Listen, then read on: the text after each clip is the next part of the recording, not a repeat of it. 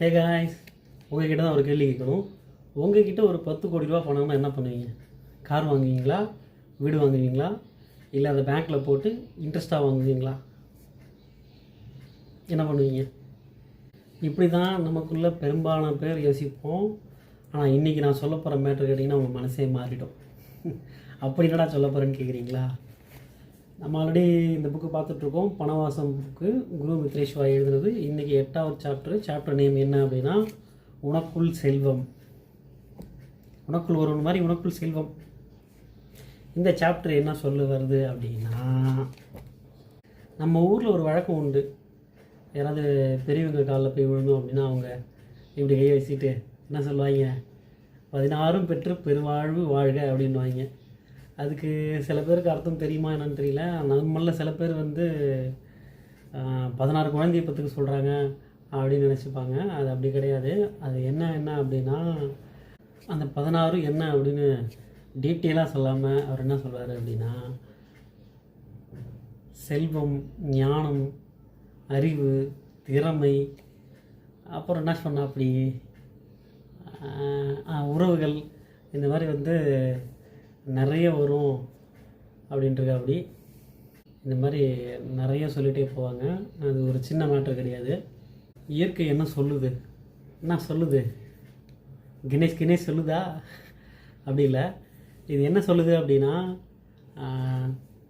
Already நம்ம last சாப்டரில் பார்த்த மாதிரி தான், உங்களுக்குள்ளே இருக்கிற அறிவை நீங்கள் மட்டுமே வச்சுக்காமல் நீங்கள் எல்லாருக்கும் அதை ஸ்ப்ரெட் பண்ணணும். அதுதான் இங்கே மேட்ரு. சரிங்களா? நதி ஓடுது, அதோட தண்ணி எடுத்து அதுவே குடிச்சிக்குதா? மரம் இப்போ பழம் கொடுக்குது, அந்த பழத்தை மரம் சாப்பிடுதா? இந்த மாதிரி நீங்கள் உங்களுக்கு கிடைச்ச அறிவை ஸ்ப்ரெட் பண்ணணும், பகிரணும் அப்படின்னு இந்த இயற்கை சொல்லுதான். 1000 கோடி ரூபாய் வச்சுருந்தா நம்ம இப்போ என்ன பண்ணுவோம்? ஒரு வீடு வாங்குவோம், ஒரு கார் வாங்குவோம், பிடிச்சதை சாப்பிடுவோம் அப்படிங்களா? சரி, இது மட்டுமே நமக்கு போதும் இல்லையா? ஒரு ஆள் ஒரு நாளைக்கு 3 இட்லிக்கு மேலே சாப்பிட முடியாது. அதுக்கு மேலே ரொம்ப சாப்பிட்டா என்ன ஆகும்? ஒன்று ஹெல்த் ஸ்பாயில் ஆகும், இல்லை கொல்லை பக்கம் ஓட வேண்டி தான். சரிங்களா? அதேமாரி ஒருத்தவங்களுக்கு ஒரு கார் தேவைப்படும். சின்ன ஆசைக்கு வேணால் ஒரு 4 கார் வாங்கி வச்சுக்கலாம். என்கிட்ட 1000 கோடி இருக்குன்றதுனால நம்ம 4000 கார் வாங்கி வச்சு என்ன பண்ண போகிறோம்? அதனால் எந்த யூஸும் இல்லை. இல்லை என்கிட்ட அந்த 1000 கோடிக்கு நான் ஒரு 1000 ஏக்கர் நிலத்தை வாங்கி அதில் ஒரு 100 ஏசி போட்டு தூங்க போகிறோமா? அதுவும் கிடையாது. நமக்கு தூங்கிறதுக்கு ஒரு சின்ன ரூமில் ஒரு ஏசி இருந்தாலே போதும். சரிங்களா? ஸோ உங்கள்கிட்ட 1000 கோடியே இருந்தாலுமே தனக்கு தேவையானதை மட்டும் நம்ம வச்சுக்கிட்டு பாக்கி எல்லாத்தையும் தர்மம் பண்ணிவிடுங்கோ அப்படி தான் சொல்கிறாங்க. Example number 3. இப்போ என்ன சொல்கிறாங்க அப்படின்னா, பழனிசாமி அப்படின்னு ஒருத்தர் இருக்கார். அவர் கையில் நைட்டு சாப்பாடுக்கே 10 ரூபா மட்டும்தான் இருக்குது. சரி, என்ன பண்ணலாம் அப்படின்னு யோசிச்சுட்டு இருக்கும்போது அவர் அண்ணாச்சி கடைக்கு முன்னாடி ஒரு பிச்சைக்காரர் நிற்கிறாரு. அவர் பார்க்கும்போது இவர் ரொம்ப பரிதாபமாகி, சரி நமக்கு வச்சிருந்த 10 ரூபாய் அவர்கிட்டே கொடுத்துருவோன்னு சொல்லி கொடுத்துட்டு அவர் வீட்டுக்கு போய், யார்? பழனிசாமி, வெறும் தண்ணியை மட்டும் குடிச்சிட்டு தூங்கிடலாம் அப்படின்ட்டு பிளான் பண்ணி போகிறாரு. சரின்னு சொல்லிட்டு தண்ணியை குடிச்சிட்டு படுக்கிறாரு. தபார்னு ஒரு ஃப்ரெண்டு கதை தட்டி, இந்த மாப்பிள்ளை பிரியாணி சாப்பிடு அப்படின்ட்டாரு. பிரியாணி வேணாம், இந்த டைமில் சிக்கன் ரைஸ்னு வச்சுப்போம். இந்த மாப்பிள்ளை சிக்கன் ரைஸை நீ போடு அப்படின்ட்டாரு. ஓகேங்களா? அப்போது அவரோட நண்பன் பாலுக்கு என்ன தோணியிருக்கு அப்படின்னா, சரி நம்ம ஃப்ரெண்டுக்கும் நம்ம சிக்கன் ரைஸ் வாங்கி கொடுத்துட்டு சாப்பிடுவோம் அப்படின்னு சொல்லி அவருக்கு தோணியிருக்கு. ஓகேங்களா? இது எங்கேருந்து நடந்தது அப்படின்னா, இதுதான் இயற்கையின் விளையாட்டு, இது மேஜிக். இதை உங்களால் புரிஞ்சிக்க முடியுமா? முடியாது. இதுலேருந்து என்ன சொல்ல வராங்க அப்படின்னா, நீங்கள் எவ்வளவு கொடுக்குறீங்களோ அவ்வளவு உங்களுக்கு திரும்ப கிடைக்கும் அப்படின்றது தான் மேட்ரு. Example number 4. சரிங்களா? பணத்தை மட்டும் கொடுக்கறது இல்லை, நம்மளோட ஞானத்தையும் கொடுக்கணும் அப்படின்றாங்க. அதான் அறிவை ஸ்ப்ரெட் பண்ணணும். அதுக்கு என்ன எக்ஸாம்பிள் அப்படின்னா, நம்ம ஸ்கூல்லாம் படிச்சிருப்போம். ஓகேங்களா? கணக்கு, அறிவியல், சமூக அறிவியல் எல்லாமே படித்து தான் வந்திருப்போம். 1லேருந்து ஒரு 5வது வரையும் வச்சுக்கலாம். அதை நம்ம படிச்சுட்டு வந்திருப்போம். அப்போது நம்மளுக்கு அந்த பாடங்கள்லாம் பெருசாக புரிஞ்சிருக்குமான்னு கேட்டால் புரிஞ்சிருக்காது. ஏதோ பாஸ் ஆனதுக்காக படித்து எழுதிட்டு வந்திருப்போம்.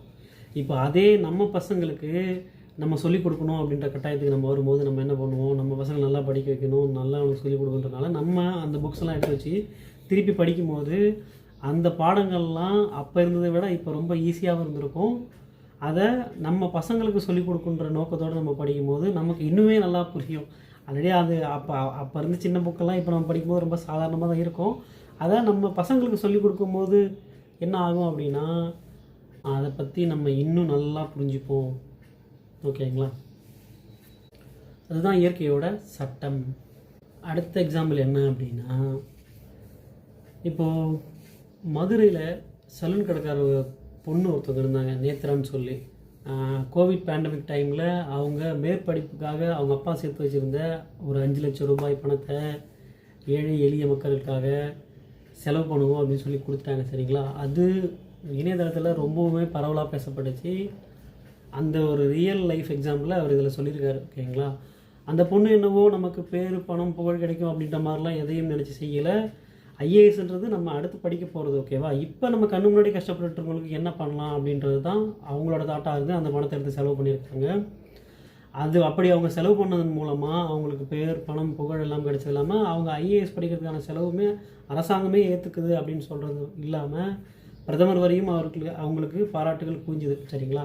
இது எல்லாமே இப்படி நடக்கும் அப்படின்றது இல்லை. அவங்க இது எதையும் எதிர்பார்த்தும் செய்யலை. சரிங்களா? அவங்க தன்கிட்ட இருந்ததை கொடுத்தாங்க.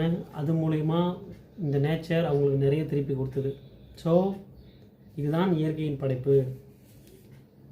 இதுதான் உண்மையான செல்வம். இதுதான் உங்ககிட்ட இருக்கிற செல்வம் அப்படின்றாங்க. சரி, இப்போ நீங்கள் என்ன பண்ணணும் அப்படின்னு நீங்கள் என்ன கேட்டீங்க அப்படின்னா, உங்ககிட்ட பணம் இருந்துச்சு அப்படின்னா உங்களுக்கு தேவையானதை வச்சுக்கிட்டு மீதியை நீங்கள் செலவு பண்ணுங்கள். சரிங்களா? என்கிட்ட காசுக்கெலாம் இல்லைடா அப்படின்னா உங்கள்கிட்ட நேரம் இருக்கும் இல்லைங்களா? உங்களுடைய நேரத்தை உங்களுக்கு செலவு பண்ணிவிட்டு பாக்கி எல்லாமே மற்றவங்களுக்காக செலவு பண்ணுங்கள். உங்களுடைய நேரத்தை கொடுங்க, உங்களுடைய அன்பை கொடுங்க, உங்களோட அறிவை கொடுங்க. சரிங்களா? அதனால் பணம் மட்டுமே செல்வம் கிடையாது, இது எல்லாமே செல்வம் தான். உங்கள்கிட்ட இருக்கிறது எல்லாத்தையும் தேவையானது மட்டும் வச்சுக்கிட்டு உங்களோட நேரத்தை உங்களுக்கு தேவையான நேரத்தை வச்சுக்கிட்டு உங்களுக்கு தேவையான அன்பை நீங்கள் வச்சுக்கிட்டு உங்களுக்கு தேவையான அறிவை நீங்கள் வச்சுக்கிட்டு பாக்கி எல்லாத்தையும் பகிருங்க. இப்படிலாம் நம்ம செய்யும் போது என்ன ஆகும்னு கேட்டிங்கன்னா, உங்களோட பணம் பெருகும், உங்களோட ஆரோக்கியம் வளம் பெறும், உங்கள் வீட்டில் நிம்மதி வரும், உங்களுக்கு மகிழ்ச்சியான கிடைக்கும். ஓகேங்களா? கொடுத்தா குறையாது, கொடுத்தா பெருகும். இதுதான் இயற்கையோட சட்டம் அப்படின்னு நான் சொல்லலை, இந்த புக்கில் குரு மித்ரே சிவா சொல்லியிருக்காரு. சரிங்களா? ட்ரை பண்ணி பாருங்கள். ஓகே காய்ஸ், இந்த சாப்டர் படித்ததுலேருந்து உங்களுக்கு ஏதாவது டேக்அவே கிடைச்சிருக்குன்னு நான் நம்புகிறேன். இந்த வீடியோ பிடிச்சிருந்தா நீங்கள் லைக் பண்ணுங்கள், ஷேர் பண்ணுங்கள், உங்களுக்கு எப்படி புரிஞ்சுதுன்றதை கமெண்ட் பண்ணுங்கள், என் கூட இன்ட்ராக்ட் பண்ணுங்கள்.